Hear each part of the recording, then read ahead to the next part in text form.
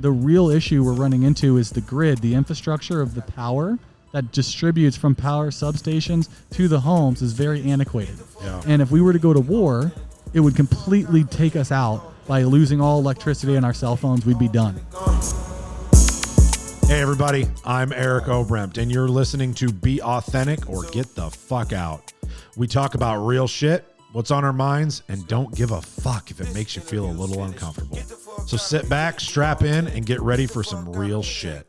Hey everybody, welcome back to another episode of Be Authentic or Get the Fuck Out. I'm your host, Eric Oberembt. Today is a special episode. I talk about this all the time, that one of the reasons that I started this show was to be able to have an opportunity to sit down with people that I really don't fucking know and have an opportunity to get to know them better instead of just walking down a hall and being like, hey, how are you? Nice to meet you. Hope to talk to you another day, right? And you never actually get to learn anything about anybody. And this guy is, he's a character. He's exciting. He's got a lot of energy. And I'm excited to get to know him a little bit better because I'll be honest, a couple of years ago, I wanted nothing less than to get to know him. And I'll get into that in a minute as well. But I want to introduce my guest, Danny Pessy. Danny, thanks for being here, buddy. Of course, man. We're here live at Win the Storm. Yes, sir. It's been a fantastic event so far. A great crowd. A good mix between roofing and solar. Yeah. And it's been one of those events that, one of those things that it's happened. A lot of people have tried it, but this is the best so far executed of bringing two groups together. Did you ever come to any of the other Win the Storms? No. Yeah. I heard some terrible things. Yeah, they were great in the beginning. Yeah. Like that, it was the first show I ever went to. Really? Ever, back in 2016, I think it was, or something like that. Yep. It was where I've met some of my best friends from coming to this show. It obviously took a turn. I boycotted it the last 2 years for some different, reasons. Yeah. But you're right. Like Josie's done a good job. Yeah, he's done great. The staff has done an amazing job, and like I'm very happy to be here. It's turned around. Good friends of mine, Lindsay and Jonah, came in. Lindsay's the reason I'm here. Yeah, Lindsay's a stud. Yeah, Lindsay's the reason that I'm here. Great person. She does a great job with conferences. She helps scale out SolarCon, and then with now Win the Storm, Door-to-Door Con. Like, she knows what to do. She's got the cheat code, and they do a phenomenal event. And that's one of those things, guys, that for some of you who don't go to conferences, or if you do, just there's players that make everything happen, because these events are not a huge money grab. Nah. They're a huge stress. It costs a lot of money for guys like us to come and just experience what this thing is. So Josie and team, thank you so much for putting on such an amazing event, and thanks for having me. Thanks for having me on stage, speaking in multiple different panels, hosting. It's been a blast, and it's really fun to see all these roofing guys, man, because I didn't come from that world. Right. So I am from the Mormon side of the Door-to-Door channel, which is an RM job, return missionary job. And so I started back in 2008 with a company that recruited out of BYU.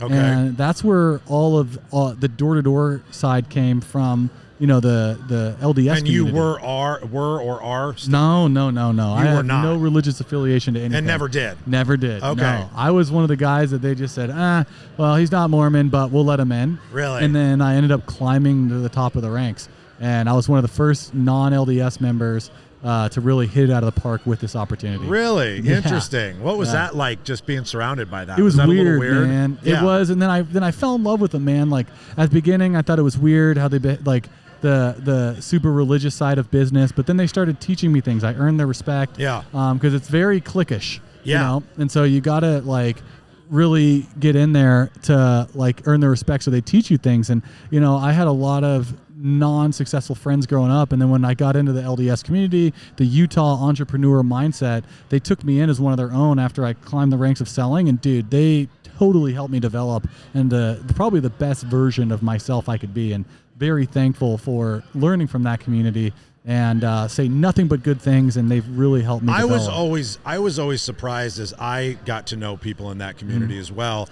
I expected them to be extremely judgmental of me because of who I am, how I act, and how I speak, and everything else. Yeah. And what really surprised me was nothing could have been further from the truth. Yeah. Right? They were very accepting, and they're just yeah, that's fine, that's you, and this is us. Yep. And you know what I mean? I didn't see that coming at all. Yeah. That shocked the shit out of me. because I got introduced however many years ago when I met Sam, actually at this event. Was when I met Sam, and then he got me to come to an event, got me to come to a retreat, come to a mastermind, and we hung out. We were in Mexico, that one of those first circle trips in Mexico, and I walked in there going like wall up, right? Wall up, and like I'll walk through a fucking wall, you know what I mean? I was gonna motherfuck everybody, you know, and everybody was just ended up being like just super accepting. And I was the same as you. Then I kind of fell in love with everybody, you know, like in the friendships that came with it. Yep. So 100%. So what are you doing now? So now I do door-to-door sales. So I sell.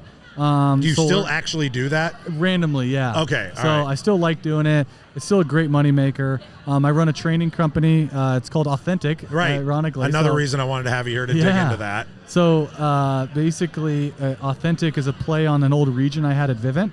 And the guys that were Sam's old boss, my old boss, we all worked together at the same region at Vivint.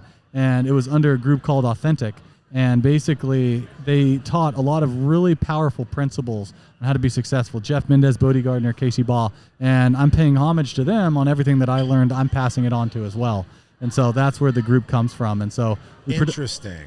So we train on selling, recruiting, managing, leadership stuff. Anything solar sales related, door-to-door related, we hammer that. Virtual, all that stuff. So that's what we focus on is doing that. We also help roofing companies learn how to integrate solar without cannibalizing their roofing sales org. Right. I ran that program for a company called Quativa for a while, and then I've bridged the gap with a couple different people utilizing solar and roofing together.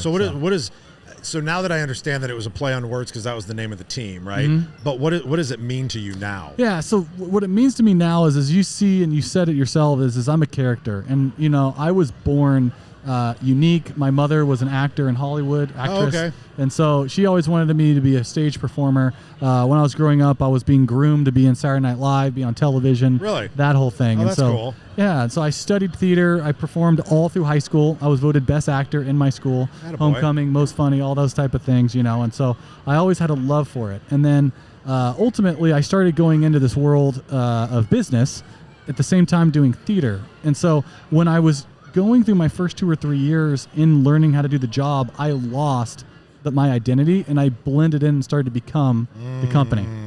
And I started winning, and I started doing really good, but I felt like there was a missing piece. There was no fulfillment. And it's because I was winning as someone who I wasn't authentically true to. And so after that, something switched, and I'm like, bro, I can still be myself and outsell everybody because I'm this most authentic motherfucker you can imagine. So since then, I'm like, you know what? Whatever I want to do, whatever I want to behave and act, I'm just going to be authentic. I don't want to put up any fake boundaries, fake walls. Like, if you see me on camera, that's just how I am in life. You know, and so I try to be a real dude. Is that where the outrageous outfits and fur coats and bullshit came from? I should be on Saturday Night Live. I should be on movies. So if you're watching this, Steven Spielberg, cast me. I'm a fantastic actor. And so, you know, I like that stuff. It's fun. You know, it's just show. And, you know, I enjoy performing. I enjoy entertaining people. And when people see me, I want them to feel the energy that they can be themselves and still be successful. Yeah. Because if you try to pretend you're somebody that you're not and you win other people's prizes, not your own. And so that's why authenticity is so important in today, because there's so much fake shit out there. Yeah. And you know what? That's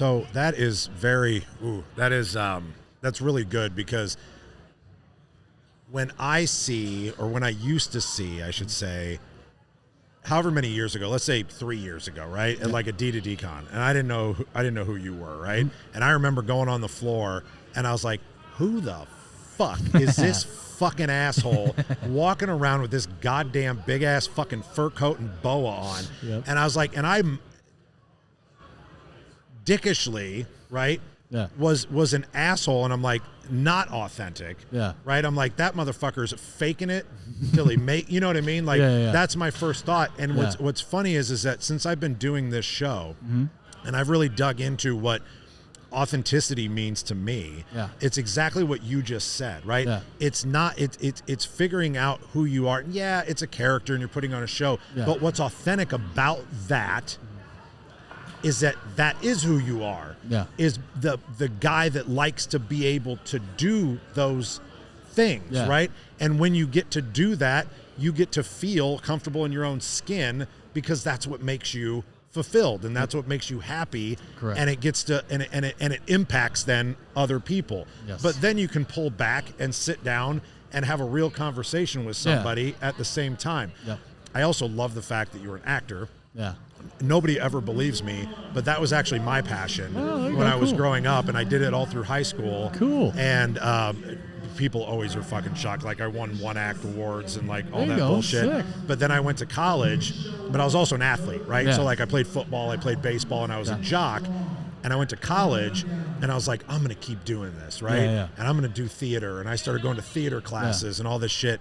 And all of a sudden, all my buddies that I played ball with weren't doing it with me anymore. And I was like, oh, I don't fit in. Yeah. Right? And like I was the outcast because they were like, this fucking jock can't do this shit. And I ended up walking away from it. And I was always really sad about that, right? Because like I really did love it. So I appreciate your passion for it, because I don't know what it is about it, but like if you love performing, I think so to be honest, I think it's why I started doing this. Yeah. Right? Because nobody would give me a platform. Yeah, you build yourself. Nobody would give me a stage. So I was like, well, fuck you. I'll make my own. Yeah, exactly. Right? 100%. Yeah. Yeah, and that's one of the things too I've realized, and especially in acting, that's one thing that when I left, I left in 2013. I was performing semi-professionally in Hollywood. Okay. Improv. So you're getting paid. Yeah, I was getting paid. Okay. And so it was fun. Well, not a lot. Right. There's no. Hence the semi. Yeah. Yeah. Yeah. Very, very semi. And so ultimately, I got to a point where it's like I had to kiss ass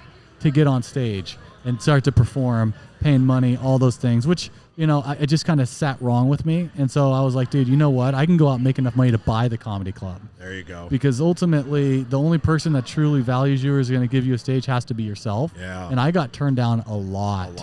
Oh, my God. It was nonstop. So I started up my first improv comedy troupe in college. Oh. And so at my community college, I auditioned for a professional company, didn't make it. So I started up my own troupe. And then we performed every quarter and made money, started running events, and dude, it was phenomenal. It was probably the most exciting time I had in my life because I got rejected from an audition, and then I was like, fuck it, I'm gonna do it myself. And then what I did is that the company that I auditioned for had their opening night. I put my night the same time, and guess who outsold the whole freaking company? Your boy. Good for you. And so I went in, and you know, the thing that they didn't have is theaters are great trained, like they're performers, but they got to get people to come watch them. I was out knocking doors. So I went out and I was knocking classroom to classroom. Hey, we have a stand-up comedy tonight. We have an improv comedy night. Come and watch us do some jokes. Okay? It's $5. Anybody want to come and watch? So I went around the whole school and got everybody to show up to the event. I sold the thing out. And the company that was a professional with professional coaches had like 5-10 people in the crowd. Because they thought people just show up. Yeah, nah, wrong. That's not how this works. You can do your own shit. And especially if you know how to sell, and you take your passion, you put it together, it's you're off to the races. You combine those two things, and that's when you're dangerous. Yep. That's what I learned right now, dude, is no one's going to put the mic in your hand. Right. You build the stage, and the people will come. Yeah, I love that. I feel like that's everything that I've done. I didn't feel like I fit in with any different recovery group. That's why we started Roofers in Recovery, right? Yep. Like, it was the whole thing. It was like, if I don't fit in, then I'll start my own 100%. fucking thing, right? Mm-hmm. What's the thing that you're most passionate about today that you do? So I'm most passionate about... so I love throwing events, man. I just did one last weekend. We had about 500 people at it. It was phenomenal. It was a lot of fun. And just the thing that I get excited about is after those events or a training that I do, people taking the information that I've given them and using it and making money. Yeah. And it feels really good because I got to a point where personal income's fun, but it doesn't move the needle for you as a human. Correct. Your soul. Yep. So seeing that stuff that you spent your whole life working on the door, like I did 18 years of knocking doors. I had 15 summer programs. Really? So what that means, summer programs is when you take 6 months and you knock 6 days a week, 8 hours a day. I have knocked an accumulative of 7.5 years total, nonstop in my lifetime. Wow. And so how many different industries? Only security, solar, and then I double dipped satellites and then roofing. Okay. So predominantly security. So favorite one? My favorite one's probably solar. Because it transitioned, because security was such an emotional drain. I couldn't build any relationships.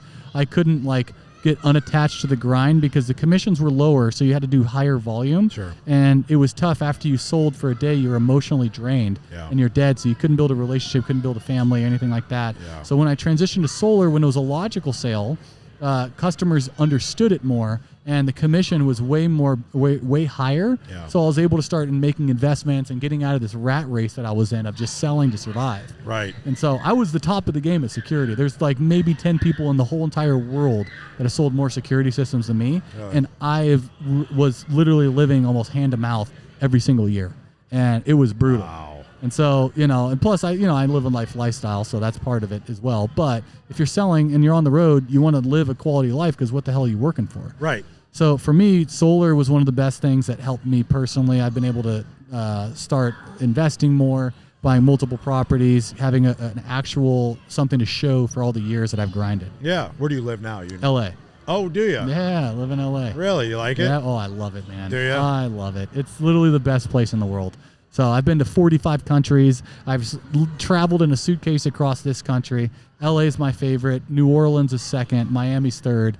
And I would say fourth or fifth would probably be Dallas. Dallas is cool. I lived here in 2020 and when I was selling. So a question that I always ask everybody that I don't know very well, just because these are generally my kind of people. I got to hear about some kind of fucking trouble and some kind of past. Do you have any kind of trouble, any kind of past like struggles that you were able to get over to get to where you are now? Ooh, familiar wise, no. I mean, I had a great family growing up, divorced household. Dude, I look at some of the shit that I've gone through, and it's like nothing compared to what some of these guys have gone through. I started this at 18, so I gave my life to this. Like, I never got in trouble. Never went to jail. Never went to nothing. Fuck. No, I don't even really drink. Didn't do any never drugs. done drugs. I've never done drugs in my whole life. Like, how old are you? I'm 34. I mean, fuck it. Try it now. Yeah, right. Let's go. I'm sure I can find some coke out I'm of the sure bar. it's Yeah, a ton. But no, I think that's crazy being in this world. And that, do you think it was because you were around the LDS thing so long? Yeah, 100%. Yeah, proximity was power, bro. And that was like, nah, like, bro, we don't do that. Like, it's like, dude, why are you doing drugs? We got to go work tomorrow. Like, bro, successful people don't do that shit. What are you doing?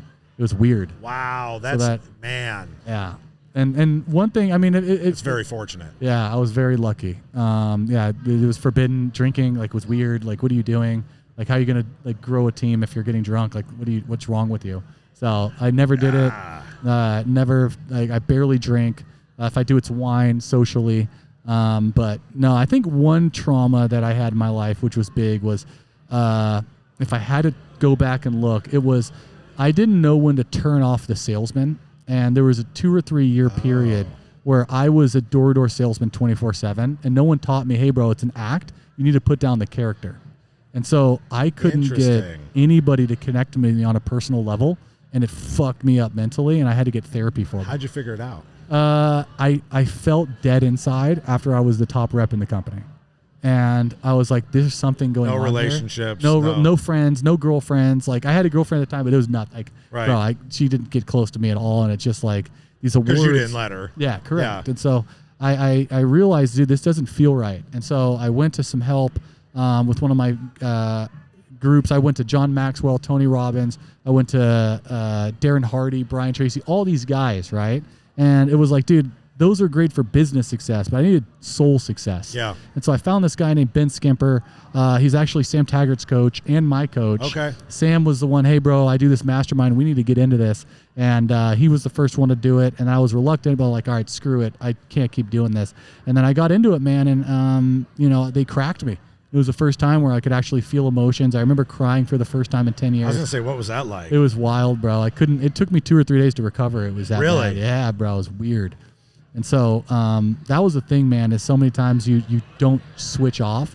And just like with acting, that's what happened to Heath Ledger. Yeah. He died after the Joker because he couldn't take that character off. And so when you go so long with a mask and not fucking being like authentic to your soul, you got to be able to switch. Like you said earlier, I can wear the fur jacket, but I can come here and talk with you. Right. The problem is the fur jacket went with me everywhere. And I was that fucking character the whole time. So when I started getting training and therapy to get through that, I could actually become a person and become real stuff. Like, how recent was that? 2016 and 17. Okay, so still kind of recent, right? Yeah, like a little bit. Yep. Good for you. Good for you for identifying it, right? Yeah. I mean, because like you said, I mean, that could have easily been a Heath Ledger fucking dude, 100%, bro. moment. And it's sad because, you know, for me, I don't know how many people have done that, but every 6 months for 15 years, I'd move to a new country and live in a hotel and knock doors. So it's like, bro, yeah, 15 years. So, that is a long time. I mean, usually guys burn out way before that, I don't know what it was. I mean, what's the average guy go? 3, 4, 5? It's 30 days on average industry-wide, but if you get past the first year, it's typically 2 to 3 years. Okay. Is that they last in the industry, yeah. Wow. So tell people about your training platform. So yeah, what I do is I've basically taken 15 years of experience on the doors and accumulated it to all of the things you need to do to be successful. So I'm very fortunate enough. I work for Vivint. They're the best door-to-door company that's ever been around, and I learned so much from them. And basically, they had a certain study subjects, certain flow of what reps need to do to be good at it. So they never let me in that either, and I was pissed because I should have been. And so I knew one day I'd start my own just to kind of say, they didn't let you in what? To their training videos. Oh. I was mad because they'd had the company training videos. I always wanted to be in that. I'm like, bro, yeah. I'm better than that sales rep. Why is he on there? Yeah, and I'm an actor, motherfucker. And I'm an actor. Exactly. So I took all of the studies that they did. I took all of the, hey, this rep needs to watch this. So they statistically show that they can last 30 days. If they go 30 days, they're likely to sell for 2 months. If they get 20 deals in the first 2 months, they're most likely to last another year. Of the people that last 1 year, 50% of those guys will not return the next year. So what do you do to get the 50% smaller so they retain? Is you get them on a blitz. So all of these statistics they spent years and years doing, I just took a notepad, copied it, and implemented it. And so that's what's so powerful about my training platform is it's backed by science, it's backed by all the data they spent their money on, and now I basically can help companies guarantee their reps a lower attrition rate on quitting because they know the key things that are going to help them stick around long enough. Yeah, why wouldn't you hire you? Yeah, 100%. And so that's why it's like if you're watching this and you're a sales company, whether it's roofing or solar, there's different things that you got to hit when you train these guys for them to stick it out. You don't just give them a binder and go knock doors, okay? Right. You got to identify their vision, develop their mindset, and teach them techniques, okay? And so many times companies come in and teach them techniques without developing the vision. It's like, you know, you give somebody a gun, but you don't put any bullets in it. So you got to have the bullets into the gun, and then the vision is the target that you're trying to hit. Right. And so the thing is you wonder why your reps quit is because you give them bullets but without a gun, and they don't know where they're shooting. And so many people sell their company on the vision of where their company goes. But guys, sorry to let you down, but no one's working for a company because they want that company's vision to come reality. They're going to work for a company because they see what opportunities can help them accomplish their goals. Sure. And so when you spin that in a recruiting meeting and you're talking to somebody, my main goal when I would recruit teams is, hey, what do you want to do with your life? How can I help you get there while using this as a vehicle? Yeah. And so that's why it's like, dude, I have people that, you know, for me, it was why I love this job is because I knew I would be making money for selling door to door so I could go and be an actor. And so that's the big thing that I was really, really keen on. No, I kept going all those years. It's because I know it inched me closer and closer and closer to my biggest goal. And now I put the time on the street lights. Now I'm in the spotlight. Yeah. And so many people want to cut corners where they go from the street lights to the spotlights. It's like, bro, I've earned my spot. I'm taking this bitch. Yeah. And so it's like, I know what to teach. I've done it. I'm like, real. You're not going to see me on Baller Busters. Like, that's the real deal, bro. And like, for the guys that like me, cool. For the guys that don't know me, I'd love to try to facilitate something I do or just live what it means to just be authentic, just be real, man. Yeah. And that's what I fucking love about this. And you know, when I heard you doing, I'm like, dude, I got to connect with this guy. What's 5 years from now look like for Danny Pessy? I think it's helping scale solar more nationwide. Okay. I think that this is the biggest wealth transfer in the country in the history since the railroads. You think solar's still solar in 5 years? It's going to be different for sure, but it's going to be needed. And so right now the players are weeding themselves out, and I'm really going balls to the wall in it.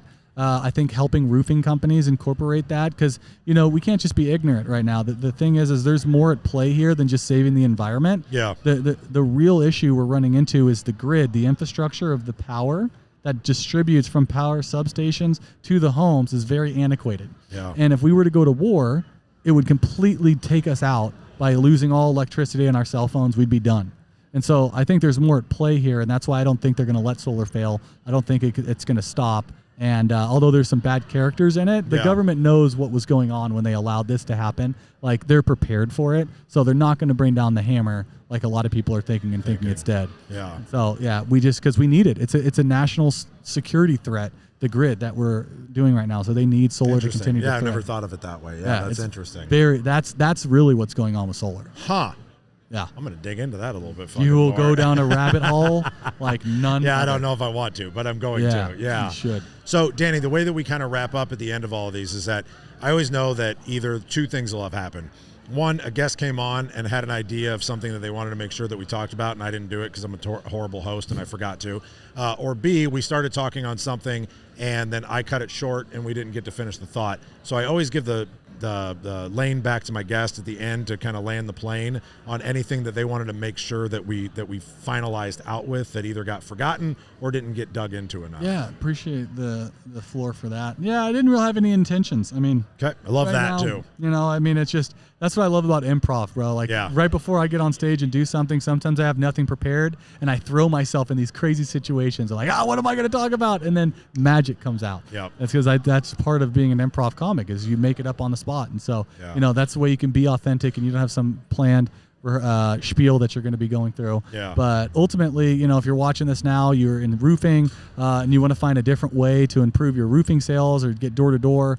I sold, when I was doing roofing my downline, I think I did the math. We did like 6 million in roofs just from shit. solar. Nice. So I don't know if that's like really, really good or not. That's I'm good. still figuring out Yeah, like the it's real roofing good. game. Yeah. So yeah, that's the thing, is I plan on going out. I'm going to knock roofs, figure it out so I can help teach some of these companies, because I see a lot of guys teaching roofs and, you know, it's nothing that is blowing me away right now. Yeah. And so there's definitely some pizzazz I can come in, because Yeah. when I came in from home security into the solar world, I took some pizzazz from security into solar. Yeah. And that was a unique way of selling, and that piqued a lot of companies' production. Now I can take these two things, add into roofing, same exact thing. I love that. So yeah. I love that. I love that.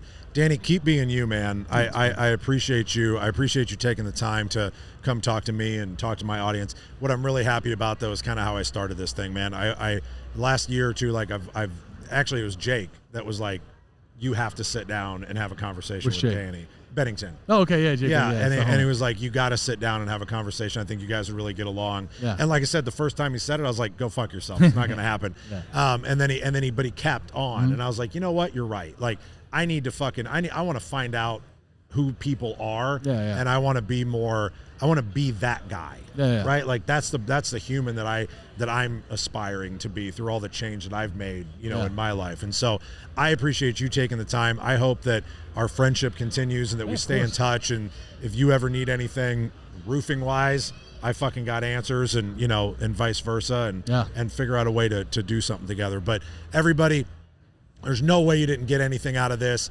If you need, how do people find you? Instagram at Danny Pessy, or my Facebook group if you guys want some tips on knocking doors or selling. My Facebook group name is, let me pull it up, we just changed it, Selling Solar, Daily Objection Handling and Team Building. There you go. You heard it from the man himself. Please like, share, subscribe. Remember, we don't have any fucking sponsors, so Zyn for all your nicotine needs. Please buy Zyn, even though they don't sponsor me, but maybe one day they will. That would be fucking fantastic, wouldn't it? Also, no sponsors. I pay for fucking everything. So, Cult Culture Movement. Check out the Cult Culture Movement. We do group calls twice a month. Amazing group of men putting together retreats. We're going to the Grand Cayman, going scuba diving for 5 days. It's going to be awesome. So, if that's something that you're looking for to align yourself in a group full of people that want to be better and grow as humans, reach out. Hit me up. That's how I pay the bills. So, thank you. Like, share, subscribe. Get this out to everybody you know. And, one other thing. Remember to be authentic, or get the fuck out. If you can't be authentic, get the fuck out if you can't be authentic. Get the fuck out if you can't be authentic.